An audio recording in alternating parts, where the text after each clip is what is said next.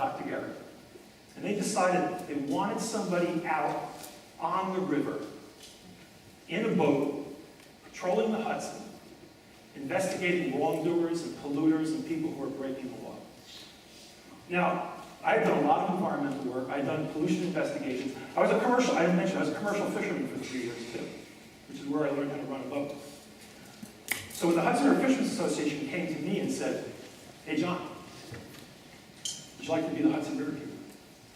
I said, "What's the job?" And they described the job to me. And I said, "I'm your man. I get to be out on a boat.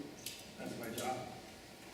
The New York Times wrote a small article about it. The New York Times got fascinated by this. What do you mean river keeper? I said, "Well, out in England and Ireland and Wales, and they've got river keepers who work for private fishing clubs to make sure nobody's trespassing or breaking the rules. We're going to have a river keeper on the Hudson who investigates pollution."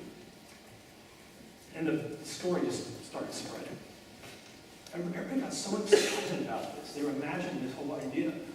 And so a little article ran in the New York Times, "New River Keeper Patrol Hudson." A producer for CBS News saw the New York Times article and got very excited and called me up. And he said, "John, we saw the article. Here's what we want to do. We want to film the building of the boat, the launching of the boat, and your first day on the job. What do you think?" I said, "Sure. I'm your man." 2 days later, NBC News calls up and says, "We saw this article in the New York Times. We're going to film the building of the boat, the launching of the boat, and your first day on the job. What do you think?" I said, "Sure. I'm your man." So now I've got two big worries. One is this boat that we started building has to get finished. The other is I did not want NBC and CBS to know about each other. Because I didn't want either one of them dropping out. This was just too good. This idea was just catching fire. So for the next couple of months, when we're finishing the boat, I'm ushering NBC up one day and CBS up the next day so they don't see each other. And they're filming the building of the boat. And it's all done. And the day of reckoning is coming, which is launch day, because I don't want them to know about each other. We're not going to launch the boat twice. NBC shows up with their anchor. Tom Brokaw was their anchor at the time. He shows up. He was vacationing nearby. And when the CBS crew showed up and saw him, they decided it was a really big story. So they stuck around. And they started asking us questions. And here's where your imagination starts getting taxed. Actually, it was easy to imagine, but we couldn't be particular. So they said, "What are you going to do? You're the Hudson River keeper. What are you going to do?" I said, "It's going to be like David and Goliath. It's going to be like Robin Hood and the Sheriff of Nottingham. It's going to be like St. George and the Dragon." I came with every possible metaphor I could think of. Because I had no particulars. I didn't know where we were going to go. I didn't know what we were going to do. All I knew was they gave me this name, they gave me this boat, and I was going to go out on the Hudson. And it was going to be great. And we were actually had these pictures in our head of David and Goliath. So the day comes when, they said, "You want to go out on your first day on the job." So that day comes.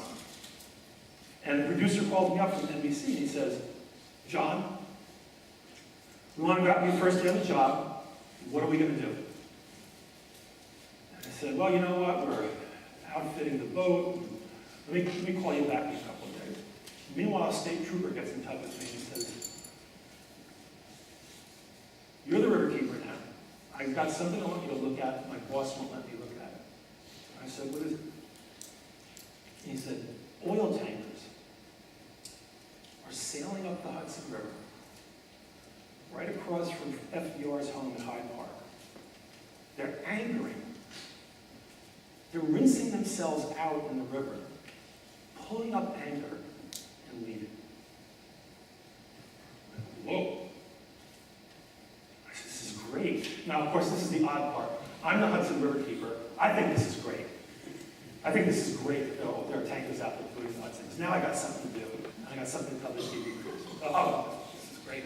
I called up Mark, the TV producer, and I said, "Mark, ready to go, first day on the job. What are we going to do, John?" So we're going to go look for some oil tankers. And he said, are there some missing? And I said, no, here's what we're going to. And then I'm telling him the story, that in broad daylight, oil tankers are parking in the middle of the Hudson River, rinsing themselves out in the river. I am not believing a word I'm saying. I haven't even stopped to think to review this crazy, insane story he told me. But I have to stick to it now. It came out of my mouth. And he said, okay, John, let's make a time, let's go. I meet him in Poughkeepsie. He gets on board. A cameraman gets on board. A sound man gets on board. An assistant producer gets on board. And we head up the river. I have no idea whether there's going to be any oil tanker up there. Not a clue. So we head up the river curves to the left over by Hyde Park, and it curves to the west. And there it was. About 750-foot oil tanker, at anchor, and from a mile away, you could see huge volumes of liquid pouring out of the sides of the tanker. I'm just stunned. I'm absolutely stunned. I was expecting a total fail. But I've got to be composed, because I'm the riverkeeper. This is what I do. So Mark says to me, what are we going to do, John? I said, we're going to get on the radio, we're going to talk to that guy, find out what's going on. He says, okay, stop. And he has the cameraman crouch down and point the camera at me. He has the sound man put the microphone between my mouth and the speaker of the radio, pick up the whole conversation, and he says, okay, go. Now, proper etiquette is you say the name of the vessel you're calling 3 times and identify yourself. The vessel's name was Palm Beach. I said, Palm Beach, Palm Beach, Palm Beach. This is... And then I realized I have never, ever called myself the Hudson River Keeper. Other people have, since I got the job, but I never called myself the Hudson River Keeper. And inside my head, before it ever comes out of my mouth, it sounds like the stupidest thing in the world. I mean, I'm a city kid from Yonkers. I'm out in the middle of the river. I think I'm the Hudson River Keeper. I'm going to fight with an oil tanker. I've got an NBC news crew watching me. And the whole thing was just suddenly ludicrous. And it just sounded like such a big thing to say. It's like calling yourself the Pope, you know? I'm the Hudson River Keeper. And it dribbles out of my mouth. It was really humiliating. I said, Palm Beach, Palm Beach, Palm Beach, this is the River Keeper. And the captain of the Palm Beach comes back and says, yes, River Keeper, what do you want? I said, I want to know what it is you're discharging from your oil tank. And he says, under what authority are you asking me that question? I thought to myself, I'm the damn River Keeper. What's he talking to? So this is the Hudson River Keeper. And so now, we need to stop there for a second. So here's what's happened here. I get a phone call 8 months before from Bob Boyle, the president of the Fishermen's Association, who has this wacky idea. He's imagining this guy out there slaying dragons or whatever in a boat. My boat's 25 feet long, by the way. Tanker's 750 feet long, about 120 feet in the air. I'm the tallest thing on my boat. And this is what he's imagining. He's imagining us out there. Then he gets me out on the water. And then I'm out there. I say I'm the Hudson River Keeper. On one level, it's a total fabrication. I've got no badge. I've got no piece of paper. I've got no title. I got a bunch of sports and commercial fishermen who pointed at me and said that's who he is. And that's all I got. The captain of the oil tanker tells me what he's doing. We're discharging 14,000 tons of seawater.